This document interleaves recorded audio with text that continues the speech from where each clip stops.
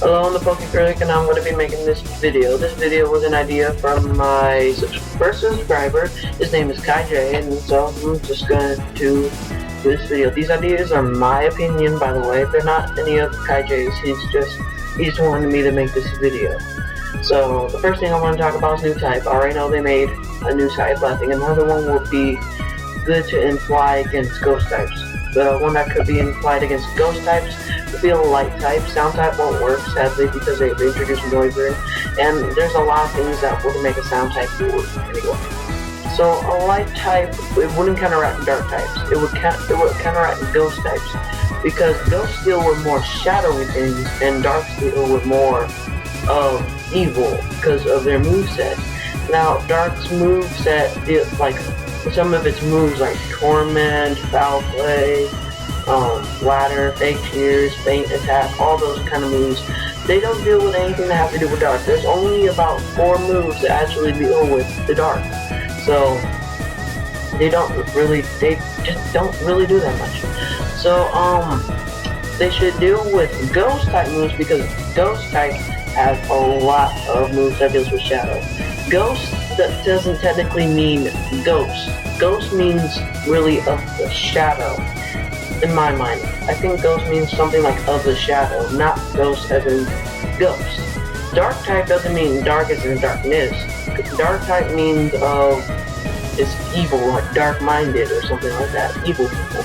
Now, not all dark types are evil, but they're more an evil standard in their moveset. So light types, they wouldn't be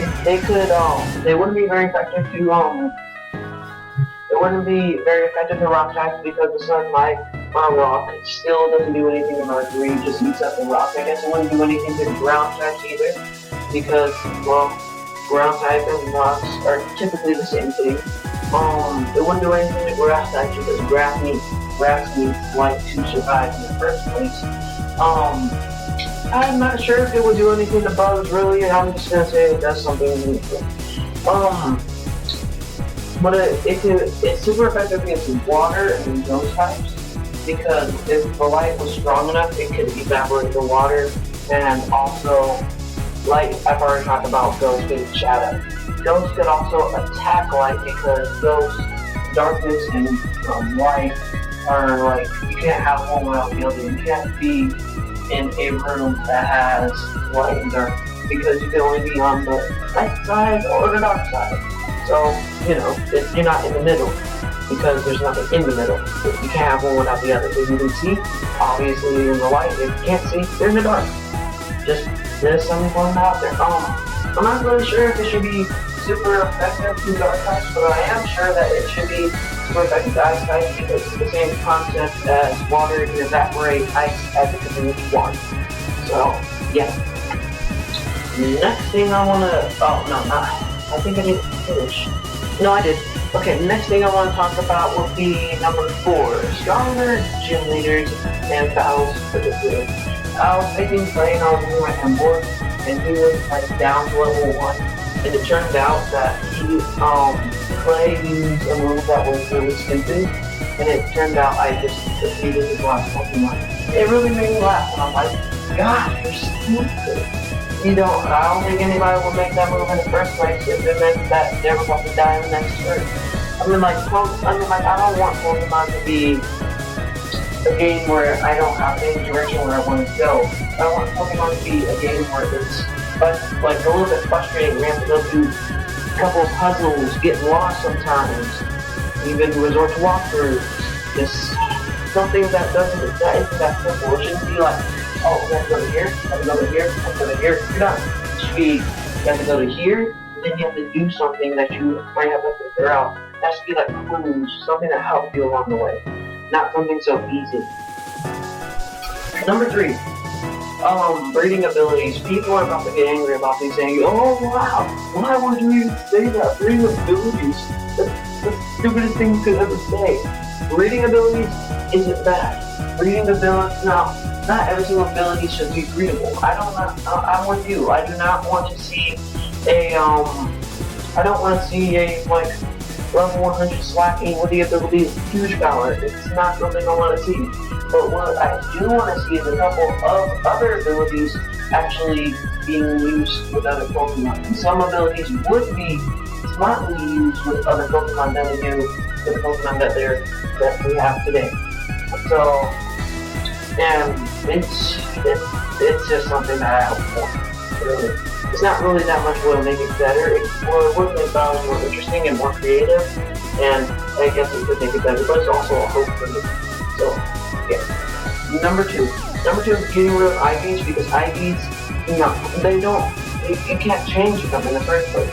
You could get a Pokemon that's shiny, awesome, and their IVs could be one attack, one defense, one special defense, one special attack, and one speed. It's horrible. And it's just no. I can't tell if they have bad IVs in the first place. But I go to the person in the subway center, and he tells me if I have good bad IVs, and I can't check my EVs either. But he'll tell me if I have good EVs. And if you want to make every single Pokemon be different, because that's what IVs are supposed to do. They're supposed to say every Pokemon is different in their own special way. How about we just change the ID number of every single Pokemon that we get, instead of always having the same number of the same thing? Then you're gonna have to go on to GTS and they have some ridiculous things like a Gible for a Rayquaza level 100 or something like that. And it's just like, no, I don't want to use a Gible level 1 for a Rayquaza level 100. I never asked for that. I asked for reasonable things that I think people would actually have. Not to drive people insane and be like, dude, really, you're gonna put that there? Who would do that? It's just like, no.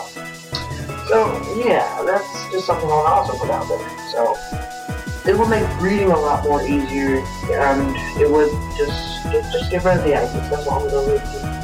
And number one is better EV training. EV training, it's a pain in the butt. You have to go, because every time I play Pokemon, I'm always going to have to start over with the first Pokemon that I get.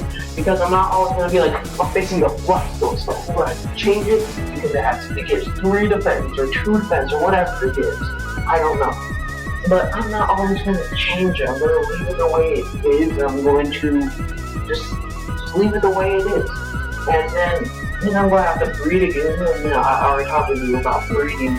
And then I'm going to have to start over from level 1 all the way up to level 100, because I don't cheat.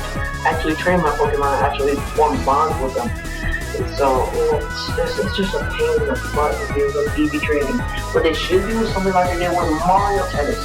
In Mario Tennis, they did something really creative. You would go down to the gym, and there would be some kind of gym place. And then you go into the third door. I don't really have to give that much of the detail. And you could train your character by going on these mini things. You could go on a cycle where you have to jump over barrels and stuff and have to train. And you could add that there Pokemon, except with a different concept. You don't have to do exactly what they did, but you could do something like it, so that way your Pokemon can get really stronger, instead of having to start over with the Pokemon that you started with in order to get a better Pokemon. I mean, like, people hack all these days and they're like, oh dude, I'm so tired. I just trained my level 100. I just hacked my level 100 Blastoise, and it took me 1 day. 1 day to do my entire team of Blastoises.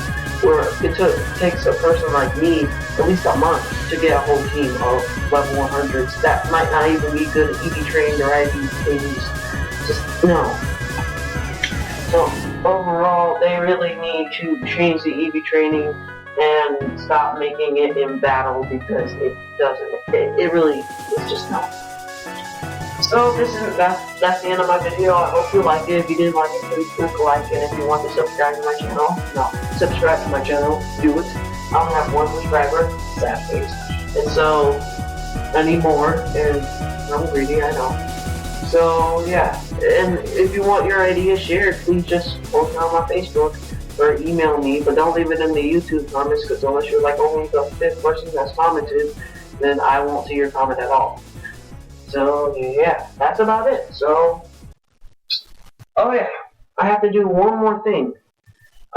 In most of my videos, I'm going to do this randomly. I'm going to be doing something called a random conspiracy that I found. So this conspiracy is about the Pokemon Kalos region Pokédex. So if you go to the if you know the Cerebree.net website, you go there and you click on 6th generation Pokemon, then you go on the left where it says sections right under the 3DS, and it'll say somewhere in there Kalos region Pokédex. Go down there and you'll find Zigzagoon and Linoone in the Pokédex of the Kalos region. So I'm not really sure. Maybe they might be given an evolution, or maybe they might be included when you first encounter the game. But I'm really excited. I hope they get an evolution, because Cerebree is pretty much the second closest thing in the Pokemon website. So I hope this is included. I'll be really excited if this is. So that's about it. So bye.